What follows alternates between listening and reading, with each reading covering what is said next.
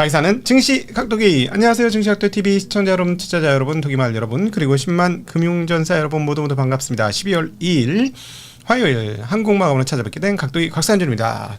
네, 이틀 연속 코스닥이 우월한 흐름들을 보이면서 거래소는 끝난 거냐라는 심리가 살짝 있을 즈음에 다시 거래소가 되돌아오는 양상을 보여줬습니다. 강력한 외국인들의 매수에 힘입어서 거래소의 주요 종목들이 큰 폭으로 올랐고 몇 가지 호재와 더불어서 주요 업종들이 상승하면서 지수를 4,000포인트 근처까지 끌어오르는 강세 흐름을 보여줬고 종가가 고가로 끝나는 그런 양호한 흐름들을 보여줬습니다. 그래서 여기서 이제 미국의 금리 인하로 미국이 안정하게 된다면 뭐 추가적으로 그런 흐름, 추가적인 흐름들도 기대해 볼 수 있지 않겠느냐. 오늘 개인이 1조 5천억이나 팔았는데요. 한 1조 6천억 가까이 팔았습니다. 근데 여기에 외국인들이 1조 2천억, 기관이 약 4천억 정도를 사주면서 오늘 개인 기관과 외국인의 쌍끌이 장세를 보여줬습니다. 전일 대비 74.56포인트, 1.90%로 적지 않게 오르면서 4,000포인트에 육박한 3,994.93포인트를 기록을 했습니다. 코스닥 시장도 연속 상승세를 보여주었습니다. 상승은 조금 약화되었습니다만 종가가 고가로 끝났는데요. 전일 대비 6.04포인트, 0.65%가 상승한 928.42포인트를 기록하게 되었습니다. 오늘 특별히 분위기가 굉장히 좋았던 것은 과거에는 거래소에서 많이 올라가면 삼성전자, 하이닉스만 올라가면서 오르는 업종이 좀 편협하게 축소되는 경향들을 보여줬는데 지수가 올라감에도 불구하고 오늘은 그렇지 않았습니다. 오늘은 거래소에서는 642종목이 오르고 226종목만이 오르면서 떨어지면서 하락 종목 대비 상승 종목이 약 3배 정도 가까이 많은 흐름을 보여주었습니다. 코스닥 시장에서 1060종목이 오르고 571종목이 떨어져서 상승 종목 수가 2배 가까운 흐름들을 보여주었습니다. 자, 여기서 잠시 안내 말씀하고 가도록 하겠습니다. 저희가 이제 그 매트릭스 투자자문이죠. 매트릭스 투자자문이 고객과의 계약을 두 군데 창구에서 했습니다. 하나는 한국투자증권에서 진행을 했고요. 다른 하나는 NH투자증권 광화문금융센터에서 진행을 했습니다. 그런데 약간 기술적 문제로 인해서 저희가 양해 말씀드리게 되었는데요. 그 NH투자증권 광화문금융센터와의 계약은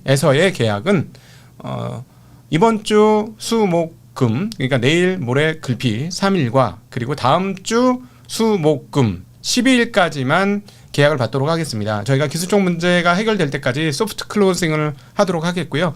그래서 NH투자증권에서는 더 이상 고객을 당분간은 받을 수 없다라는 점 양해를 부탁드리고요.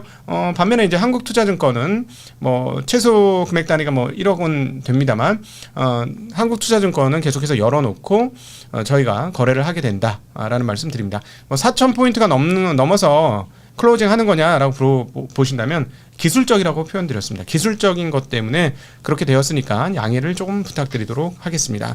자, 오늘 그 거래소 강세는 주요 업종군들이 그 강세가 되면서 상승을 이끌었는데요. 일단 먼저 뭐 삼성전자, 하이닉스가 2%대, 3%대 각각 오르면서 시장 상승을 선도했고요. 또 은행 지주 그리고 자동차 등도 강세를 보여주었습니다. 시가총액 상위 종목 중에서는 52종에서는 대략 한 그 7종목 정도를 제외하고는 뭐 40개 이상이 오르면서 전반적인 강세를 시현한 흐름이었습니다. 셀트리온, 물산, LG화학, 고려아연, 삼성화재, 롯템 그리고 포스코 퓨처엠 등 빼고는 대부분 오르는 흐름 보여줬는데요. 오늘 은행 지주의 경우는 배당 관련주들이 강세를 보인 것과 연관이 있습니다. 아무래도 이제 조세 특별법 배당소득 분리과세가 기재위를 통과했다는 소식과 함께 은행 지주 및 배당 관련주들이 강세를 보이는 흐름을 보여주었고요. 자동차는 관세가 소급 적용될 거라는 뉴스에 따라서 강세, 그리고 전기전자는 AI 호조에 따라 강세, 그리고 BDI 지수 등이 상승하면서 펜오션들이 18%나 오르면서 초강세를 나타내는 모습 확인할 수가 있었습니다. 먼저 오늘 그 업종에서 가장 눈에 띄는 것은 전력 관련주들이 강세를 보여주었는데요. 11월까지 수출액이 작년 연관치를 초과했다는 뉴스. 근데 11월 달에 작년 초과한 건 많이 한 건가? 좀 그런데? 네, 어쨌든, 네. AI 설비 증설 기대감이 굉장하죠. 그 AI 설비 기대감이 처음에는 이제 반도체 쪽으로 좀 많이 왔다가, 변압기는 또 계속 오랫동안 강세였죠. 이젠 또 전선.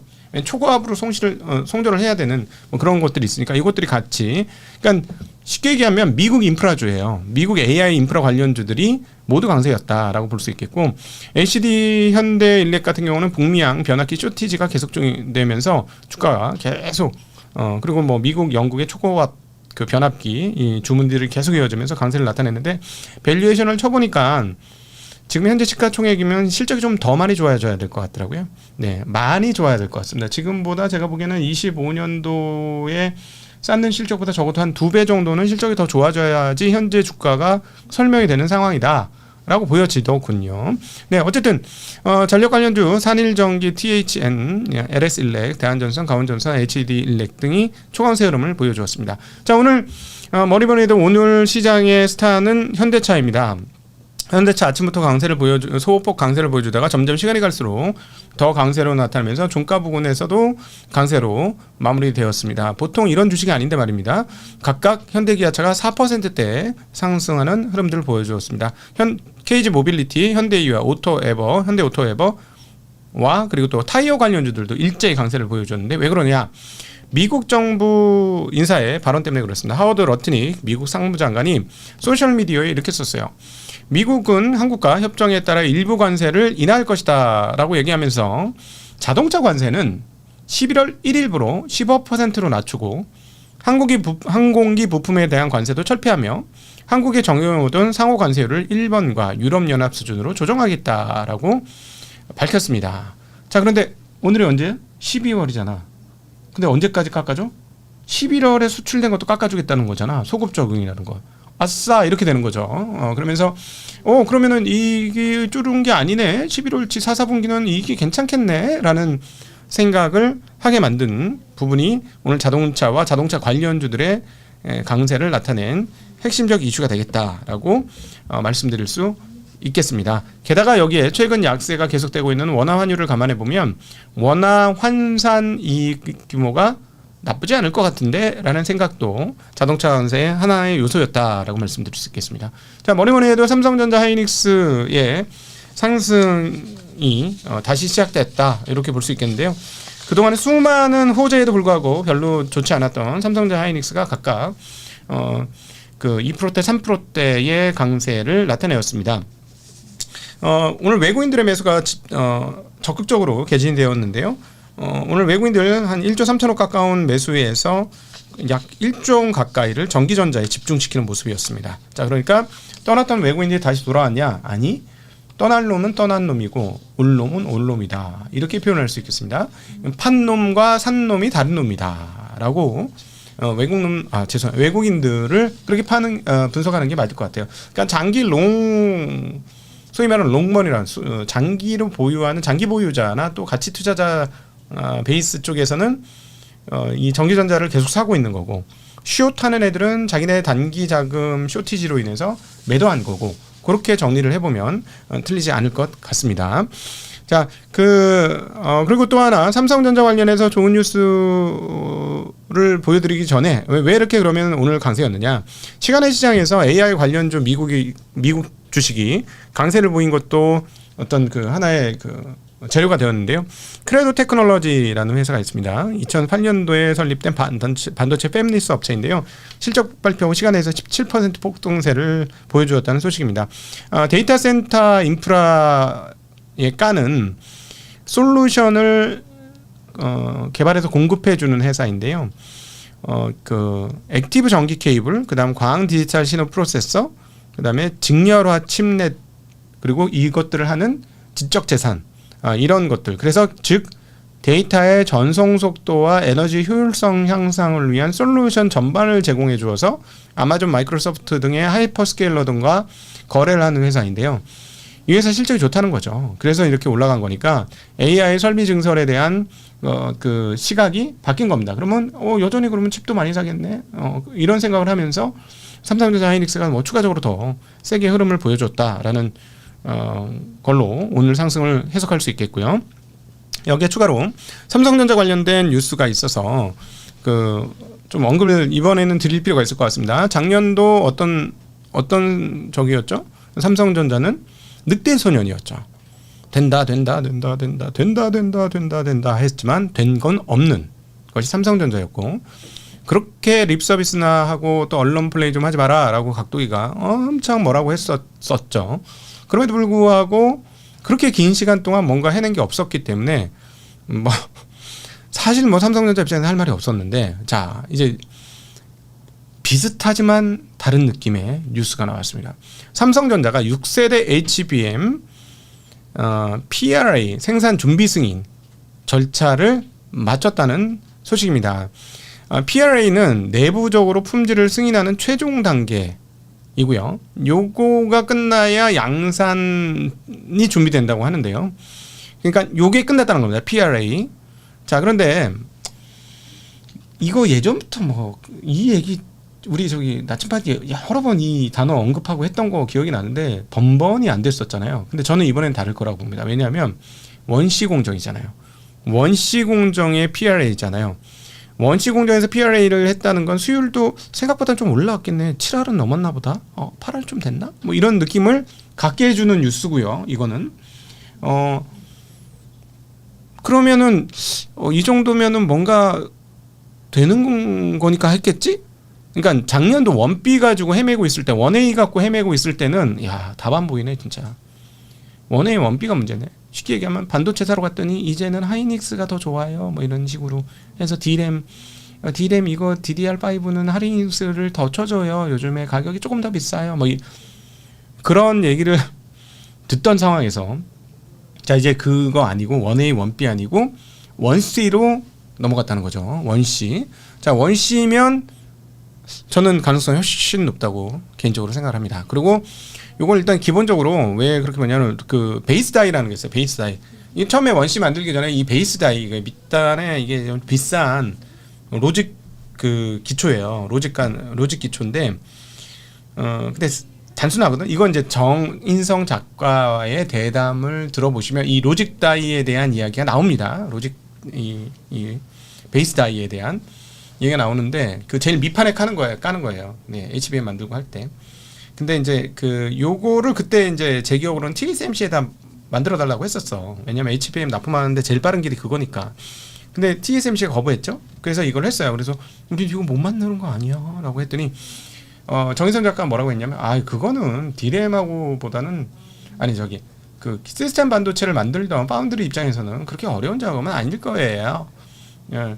그건 그렇게 이미 그 3나노 하던 그 업체에서 그 시스템 반도체에 비해서는 훨씬 단순하기 때문에 그건 만들 수 있다고 봐야 되겠죠. 이렇게 얘기하셨어요. 제 기억이 납니다. 찾아보시면 나와요. 근데 이제 이거를 어떻게 만들었냐면 4나노 로직 공정을 적용해서 베이스 다이를 만들었고 기능을 향상시켰다라는 뉴스가 나옵니다.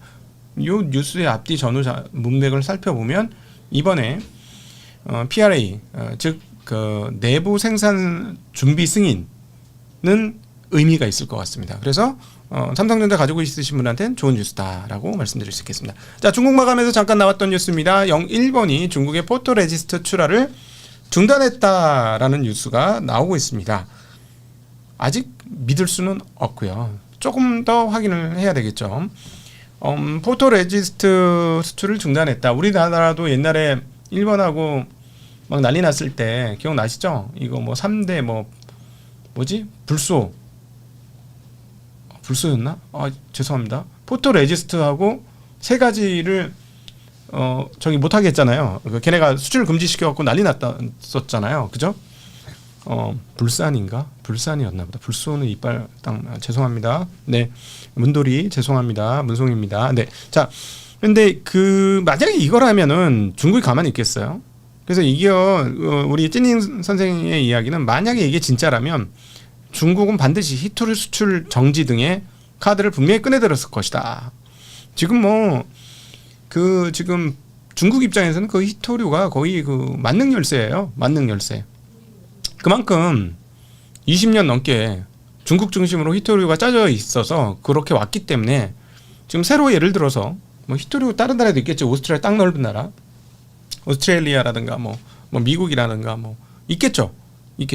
문제는 뭐냐면 그 가격에 할 수 있냐는 거예요. 그 가격에 할 수 없다는 거예요. 그러니까 문제가 되는 건데 어찌되었건 자 이런 뉴스가 있습니다. 니콘 뭐 캐논 뭐 미쓰비시 케미컬 등이 그 중국으로 수출하던 포토레지스트 수출을 중단했다 라는 보도들이 나오는데 정말인지는 좀 시간을 지나서 확인을 해봐야 되겠습니다.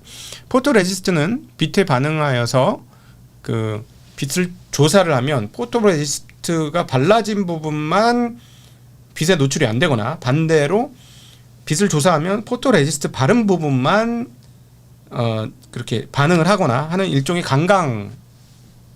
감광. 그러니까 빛을 감지하는 액체인 거죠. 쉽게 얘기하면 빛을 감지하는 액체. 그래서 거기에 따라서 쫙 그 부분만 부식시키든가 그 외 부분만 부식시켜갖고 회로도를 쫙 이렇게 위로 올라오게 만드는 그런 거가 이제 포토레지스트 PR이라고 보시면 쉽게 생각하시면 그렇게 보시면 되겠습니다. 자, 천일고속 말씀드릴게요. 천일고속 8거래일 연속 상한가입니다. 네, 37,850원에 시작했는데요. 오늘 하루에만 7만 원이 올랐습니다. 8거래일 연속 상승을 하면서 37,000원이던 종가가 30만 7천원으로 바뀌어버렸습니다. 시가총액은 4,380억까지 올라버렸네요. 자, 왜죠? 이거 첫날부터 말씀드렸는데 고속버스 터미널 지분 16.7%인가 17.6%인가 갖고 있어요. 자, 그걸로 지금 가고 있는데 그때 제가 공시지가 1조인데 이거 시가 기준으로 한 3조쯤 되겠네요. 그럼 3조쯤인데 말은 17% 곱해보면 대략 한 5천억 좀 나오네요. 그때까지도 땡길 수는 있겠네요. 그때쯤 땡기고 나면은 사람들이 이제 야, 나 한 상만 먹을 거야 이러면서 난리가 나겠네요. 그래서 환장 파티 나겠네요 라는 말씀을 드렸던 기억이 납니다.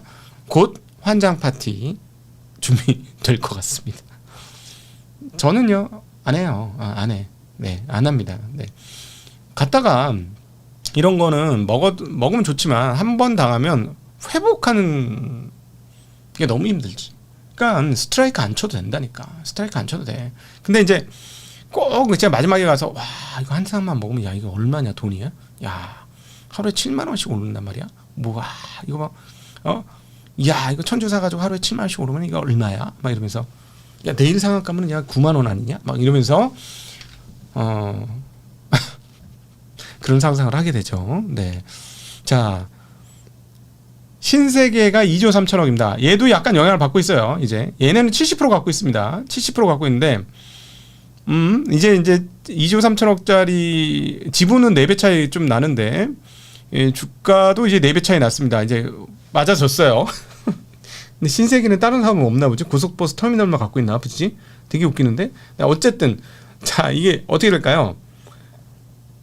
지금 신세계에 비해서는 비싼 거야 천일고속이. 근데 여기서 또 상한가 가가지고 이렇게 되면 이렇게 될 수도 있어요. 신세계를 밀어붙일 수도 있어요. 제가 이제 신세계를 그래서 기준적으로 말씀드린 거예요. 신세계가 2조였다. 2조인데 이 회사가 지금 이건데 그 땅 가치로만 보면은 그 지금은 이제 땅 가치만으로 신세계 딱 4분의 1이 수준이 되고 있는 거죠. 재미난 거죠. 네, 이런 일은 언제든지 벌어집니다. 그래서 제가 지난번에 말씀드렸죠. 자산이라는 건 한 번 팔면 더 이상 현금 흐름이 없으면 그건 꽝이거든. 근데도 막 이렇게 밸류에이션을 막 하여튼 그렇습니다. 자 그리고 마지막으로 버넷 얘기. 박순혁 아저씨가 검찰에 약식 기소를 당했다는 뉴스가 나오고 있습니다. 베테로의 아저씨로 알려진 박순혁 작가가 한미반도체에 명예훼손 고소가 있었고 여기에 검찰에 약식 기소가 있었다는 소식입니다.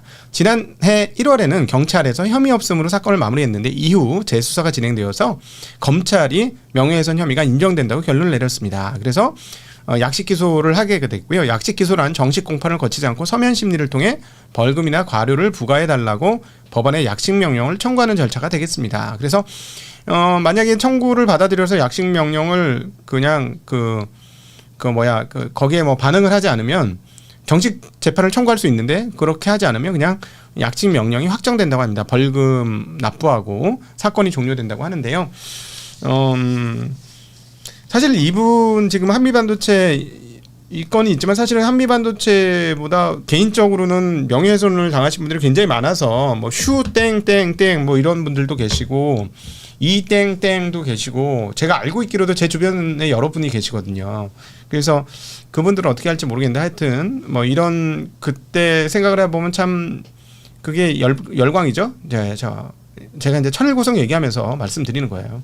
2차 전지 그때 뭐 엄청 그렇게 했지만 지금 어떻습니까? 상황 많이 달라졌죠. 그러면서 이제 아무것도 모르는 놈들이 또 씨부린다 막 이러면서 막 욕하고 막 난리도 아니었잖아요.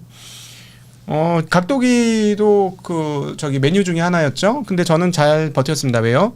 여러분들 덕분에요. 여러분들이 저의 수호천사가 되어 주셔가지고 저는 그때 사실 그 정신적인 피해가 거의 별로 없었습니다. 네, 거의 성지가 됐죠. 지금 와서 보면 성지 아닌가? 그때 짤로 올라갔던 거 2차 전지.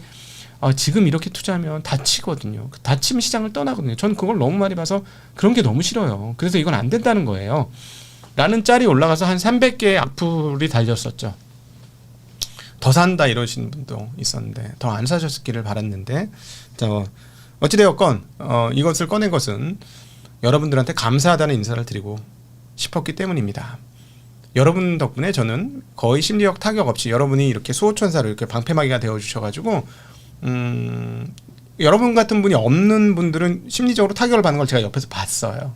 근데 여러분 덕분에 저는 거의 충격 없이 그런 어떤 맹 비난의 흐름에서도 잘 견딜 수 있었다는 점 다시 한번 감사하다는 인사 드리고 싶었습니다. 그래서 번외의 이야기를 끌고 오게 되었네요. 오늘 하루도 너무 감사하고요. 행복한 저녁 시간 되시길 빌겠습니다. 감사합니다. 안녕.